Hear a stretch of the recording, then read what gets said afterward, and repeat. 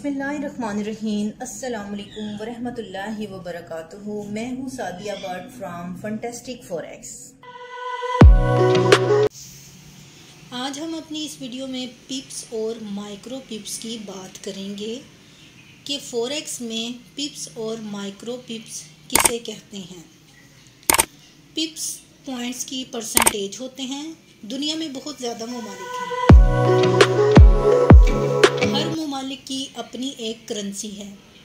जितने भी कंट्रीज़ हैं इनमें डेसिमल पॉइंट्स के बाद डिजिट्स ज़रूर होते हैं। कुछ करेंसी में डेसिमल पॉइंट्स के बाद 4 डिजिट्स होते हैं और कुछ करेंसी में डेसिमल के बाद 2 डिजिट्स होते हैं। जैसे कि एग्जाम्पल के तौर पर पाकिस्तानी करेंसी को देखा जाए तो पाकिस्तानी करेंसी में डेसिमल पॉइंट के बाद 2 डिजिट्स होते हैं। पाकिस्तानी करेंसी को देखा जाए तो 1 रुपये के अंदर 100 पैसे होते हैं। 100 पैसों से मिलकर 1 रुपया बनता है।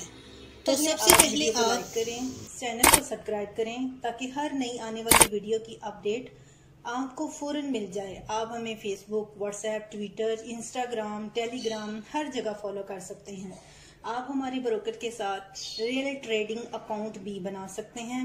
अकाउंट क्रिएट करने के बाद हमें व्हाट्सएप करें, हम आपको अपने VIP ग्रुप में ऐड करेंगे जहां आप फ्री सिग्नल्स और हर तरह की अपडेट रिसीव करेंगे, वो भी बिल्कुल फ्री। इन सब का लिंक डिस्क्रिप्शन में मौजूद है। तो हम बात कर रहे थे पाकिस्तानी करेंसी की। 100 पैसों से मिलकर 1 रुपया बनता है और अगर पाकिस्तानी करेंसी में 1.50 रुपीज़ लिखे हों तो मतलब है कि 1 रुपया 50 पैसे। इस तरह अगर हम डॉलर्स की बात करें तो 100 सेंट्स के मिलने से 1 डॉलर बनता है और अगर डॉलर्स में 1.50 लिखा हो तो इसमें भी जो डेसिमल पॉइंट्स के बाद वाली वैल्यू को सेंट कहा जाता है। यानी कि इसमें पॉइंट के बाद 50 सेंट्स हैं। डॉलर्स में डेसिमल के बाद 2 डिजिट्स आते हैं, उनको हम सेंट्स कहते हैं। और पाकिस्तानी करेंसी में भी डेसिमल के बाद 2 डिजिट्स आते हैं, उनको हम पैसे कहते हैं। यहाँ जितनी भी कंट्रीज़ हैं अगर उनकी करेंसी को याद करने बैठ जाएं तो ये हमारे लिए सबसे टफ़ काम होगा। इसी चीज़ को फॉरेक्स में आसान कर दिया गया है। इस चीज़ को फॉरेक्स में पिप्स का नाम दिया गया है। मतलब कि अगर आप किसी को बताना चाहें कि आज मैंने कितना प्रॉफिट किया या मार्केट में कितनी फ्लैक्चुएट हुई और मैंने वहाँ पर प्रॉफिट किया। आप अगर किसी पाकिस्तानी को बताएंगे कि आज 50 पैसे की मूवमेंट हुई या फिर 60 पैसे की तो मैंने वहाँ पर प्रॉफिट किया। लेकिन अगर आप यही बात सिर्फ़ एक पाकिस्तानी ही से करेंगे तो वही समझेगा। यहाँ पर हम एक एग्जाम्पल के तौर पर बात कर रहे हैं। अगर आप यही बात इंटरनेशनली करेंगे तो वो आपकी बात को समझ नहीं सकेंगे, फॉलो नहीं कर पाएंगे कि आप क्या कह रहे हैं, कि आपने कितने पिप्स प्रॉफिट की हैं, कितने पैसे प्रॉफिट की है, वो उलझ जाएंगे। तो सबसे पहले तो आप वो यही बात सोचने पर मजबूर हो जाएगा कि ये 50 पैसे क्या होता है, 50 पैसे की कितनी मूवमेंट होती है। आपको इससे ये एक्सप्लेन करने में बहुत मुश्किल होगी। तो इसी चीज़ को आसान करते हुए फॉरेक्स में पिप्स का नाम दिया गया है। एक्चुअल में पिप्स क्या हैं और इसको कैसे काउंट किया जाता है। पिप्स की एग्जाम्पल आपके सामने वीडियो में मौजूद है, जिसमें एक करेंसी पेयर है GBP USD, मतलब कि ब्रिटिश पाउंड और USD डॉलर्स का एक पेयर है। तो अब हम इस बात पर गौर करते हैं कि पिप्स क्या है और हम इसे कैसे काउंट कर सकते हैं। सबसे पहले आप अपने माइंड में ये चीज़ रख लें कि डेसिमल पॉइंट्स के 4 डिजिट से काउंटिंग शुरू होती है। मतलब कि डेसिमल पॉइंट के 4 डिजिट से पिप्स को हमने काउंट करना स्टार्ट करना है। यहाँ पर जैसे कि आपको एक डिफरेंस नज़र आ रहा होगा, जीबी के बॉक्स में देखा जाए तो 1.35361 वैल्यू है। यहाँ पर 5 फिगर हैं। डेसिमल पॉइंट के बाद यूएसडी की साइड पर भी 5 फिगर हैं। डेसिमल पॉइंट के बाद तो जो 5th फिगर है उसको माइक्रो पिप कहते हैं, यानी कि जो 5th फिगर होती है वो सबसे छोटा पिप्स कहलाती है, उसको माइक्रो पिप्स कहते हैं। लेकिन हमने माइक्रो पिप्स से काउंटिंग शुरू नहीं करनी, हमने डेसिमल पॉइंट के बाद 4 डिजिट से पिप्स काउंटिंग शुरू करनी है।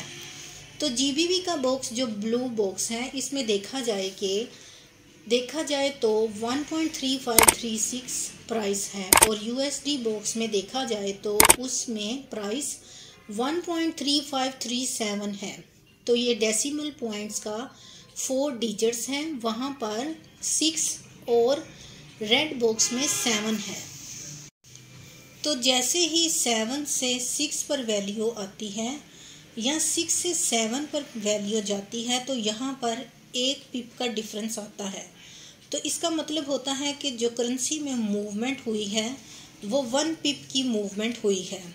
उसके बाद जैसे ही डेसिमल पॉइंट के बाद जो 3rd डिजिट है उसमें मूवमेंट हो, अगर मतलब कि 3 की जगह 4 आ जाए या 3 की जगह 2 आ जाए तो यहाँ पर हम ये कहेंगे कि 10 पिप्स की मूवमेंट हुई है। और इसी तरह अगर 5 की जगह 6 आ जाए या फिर 5 की जगह 4 आ जाए तो हम कहेंगे कि 100 पिप्स की मूवमेंट हुई है। जो डेसिमल पॉइंट के बाद 3 आता है यानी कि 1st डिजिट, अगर इसमें मूवमेंट होती है मतलब कि 3 की जगह 4 आ जाए या फिर 3 की जगह 2 आ जाए तो हम कहेंगे कि 1000 पिप की मूवमेंट हुई है। जैसे कि आप वीडियो में चार्ट देख रहे हैं, ये एक प्राइस है, इसमें 1.5875 लिखा है। जो डेसिमल पॉइंट के बाद 4 डिजिट आएगा वहाँ से हम काउंटिंग शुरू करनी है। तो यहाँ पर 4 डिजिट 5 है, तो इसका मतलब है कि इस प्राइस में 5 पिप्स की मूवमेंट हुई है। अगर 5 की जगह 6 होता तो 6 पिप्स की मूवमेंट होती, और अगर 3rd डिजिट को देखा जाए तो इसमें 7 लिखा है, मतलब कि 70 पिप्स की मूवमेंट हुई है। और अगर 2nd डिजिट्स को देखा जाए तो 8 लिखा है, मतलब कि 800 पिप्स की मूवमेंट हुई है। इस तरह अगर 1st डिजिट्स को देखा जाए तो 5 लिखा है, तो इसका मतलब है कि 5000 पिप्स की मूवमेंट हुई है। सिंपल सी बात है कि अगर 4 डिजिट से काउंटिंग शुरू होगी तो 1 से होगी, मतलब कि 4 डिजिट्स में 1 से लेकर 9 डिजिट्स तक मूवमेंट होती है, यानी कि 9 पिप्स की मूवमेंट काउंट की जाएगी।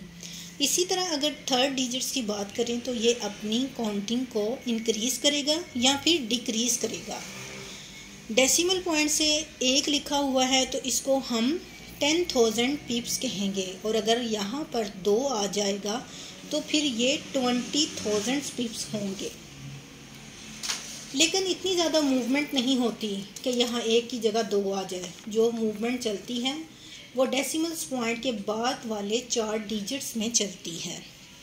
इसी तरह एक और एग्जांपल की बात करते हैं। हमारे सामने ये एक USD JPY का एक पेयर है। इस पेयर में हम पिप्स को कैसे काउंट कर सकते हैं ये सीखते हैं। यहाँ पर जो प्राइस है वो है 105.714। डेसिमल्स पॉइंट के बाद 3 डिजिट्स हैं, मतलब कि जो 3rd डिजिट है उसको हम माइक्रो पिप कहेंगे, और 2nd डिजिट डेसिमल के बाद 1 पिप कहलाएगा। उसके बाद 3rd डिजिट जो कि 7 है 70 पिप्स बोलेंगे, मतलब कि डेसिमल पॉइंट के बाद जो 2nd डिजिट है 1 है, इसको हम पिप बोलेंगे। और अगर इस 1 की जगह 4 होता तो हम 4 पिप्स बोलते। और ये जो 5 है, अगर इसमें 5 से 6 वैल्यू जाती है तो या फिर 5 से 4 में वैल्यू आती है तो हम कहेंगे कि 100 पिप्स की मूवमेंट हुई है। कुछ ब्रोकर्स होते हैं जो अपने ट्रेडिंग सिस्टम में माइक्रो पिप भी प्राइस के साथ मेंशन करते हैं, और कुछ जो होते हैं वो एक्यूरेट प्राइस जो चल रही होती है उसी प्राइस के इतने ही डिजिट्स स्क्रीन पर डिस्प्ले करते हैं। लेकिन कुछ ब्रोकर्स ऐसे होते हैं जो प्राइस में आपको माइक्रो पिप भी शो करते हैं। फॉरेक्स के बाद डेसिमल पॉइंट के बाद जितने भी डिजिट्स हैं उनको पिप्स में ही बोलना है। मतलब कि किसी को बताना है कि मैंने आज इतनी प्रॉफिट किया, मार्केट में इतने पिप्स, मार्केट इतने पिप्स ऊपर गई तो यहाँ पर मैंने प्रॉफिट लिया, या फिर इतने पिप्स मार्केट नीचे आई तो मैंने प्रॉफिट लिया। इस तरह आप पिप्स और माइक्रो पिप्स को अच्छी तरह अंडरस्टैंड कर चुके होंगे इस वीडियो को देखने के बाद। अगर आपको ठीक से पता नहीं है कि पिप्स क्या हैं तो आपको ये भी नहीं समझ आएगा कि स्टॉप लॉस और टेक प्रॉफिट कहाँ रखना चाहिए। सपोर्ट्स और रेजिस्टेंस कुछ भी समझ नहीं पाएगा। What is पिपर्स? यूएसडी का छोटा फंक्शन सेंट है, रुपीस का छोटा फंक्शन पैसा है, बिटकॉइन का छोटा फंक्शन सतोशी है, पिप का छोटा फंक्शन पिपर्स है। बहुत सारे ब्रोकर्स प्राइस कुछ इस तरह से शो करते हैं, मतलब कि डेसिमल पॉइंट के बाद 4 डिजिट्स के बाद भी एक छोटा सा नंबर शो होता है, जैसे कि आप वीडियो में इसको देख रहे हैं, जैसे कि 1.09402 जो छोटा सा नंबर है। लास्ट का जो डिजिट्स है, जो 4 डिजिट्स के बाद छोटा सा नंबर है, जो कि आप स्क्रीन में भी देख रहे हैं, 4 डिजिट्स के साइज़ में छोटा है। ये वाला 2, इसको आप पिपर्स कह सकते हैं। मतलब कि ब्रोकर्स का स्प्रेड कितना है उसको जानने के लिए ये यूज़ किया जाता है। तो अगर आप पिप्स को कैलकुलेट करेंगे तो ये छोटा सा नंबर होता है 4 डिजिट्स के बाद, या फिर 2 डिजिट्स के बाद। तो वो जो नंबर है इसको नहीं देखना आपने, सबसे लास्ट डिजिट्स को पिप्स कहते हैं। जो छोटा नंबर है इसको पिपर्स कहते हैं। इसको याद नहीं रखना क्योंकि ये ब्रोकर के स्प्रेड को शो करता है, ना कि ये पिप्स को कैलकुलेट में काउंट होता है। आई होप कि आपको ये वीडियो अच्छी तरह समझ आ गई होगी और आप पिप्स को भी अच्छी तरह अंडरस्टैंड कर चुके होंगे। वीडियो पसंद आए तो लाइक ज़रूर करें। शुक्रिया। अल्लाह हाफिज़।